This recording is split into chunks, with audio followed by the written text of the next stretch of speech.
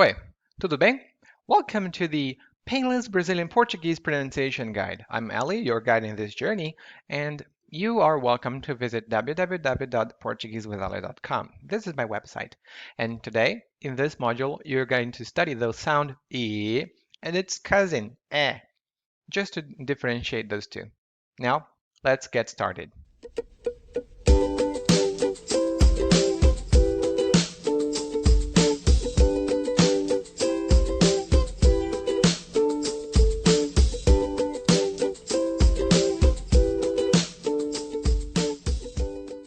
Just one quick thing I didn't talk about in the previous video, and this was on purpose, is that I'm going to use some symbols that are used internationally just to differentiate the sounds when I talk about them. Today, we are going to see the distinction. Actually, we are going to study the distinction between E and A. So having a symbol we can latch onto or we can resort to when pronouncing those sounds is very useful. This is the symbol for we studied in our previous module. And this is the symbol for e, e, e, e, e. Okay, now let's get a look. Let's take a look or take a gander. I have a friend who said that at the sound e. The sound e doesn't exist in English. That's why you might have a hard time trying to reproduce the sound. You can find it in some diphthongs, like the word day, but in English, you never have the sound in isolation. You always say a. And if you take a close look at that, first, your jaw moves up a little bit as you say this word, day, day. That's not the only thing that you have to pay attention to. The second one is that there is a glide.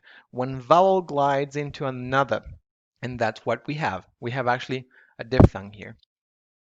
Day, day. Huh, sounds like that, right? So the thing that you have to pay attention to here is that only the vowel in the middle, e, is the one that we need. So try it. Day, and then let's stop before we finish.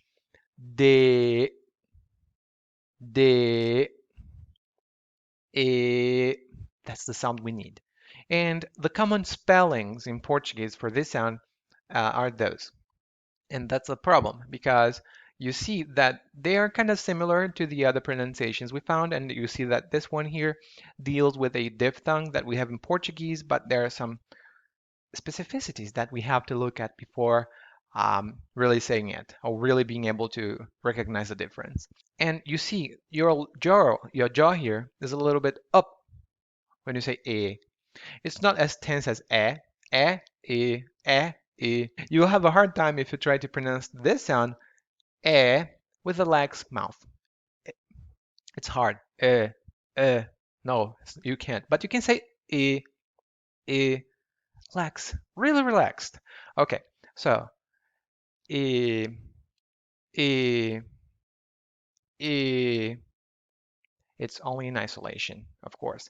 Now let's take a look at some words that we have. First is b, b, the letter e, d, d, cadê, cadê, bambolê, bambolê. Eu adorava bambolê. Continuando. Gelo, gelo.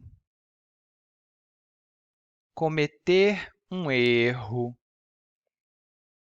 cometer um erro. And a very common word that we have, você, você. So one nonsense phrase for you to take along with you and practice is this. Cadê o bambolê da TV? Cadê o bambolê da TV? Cadê o bambolê da TV? It's all E, E, E. All right. Now that you know a little bit more about the difference between those two, let's move on to the exercises in the next module.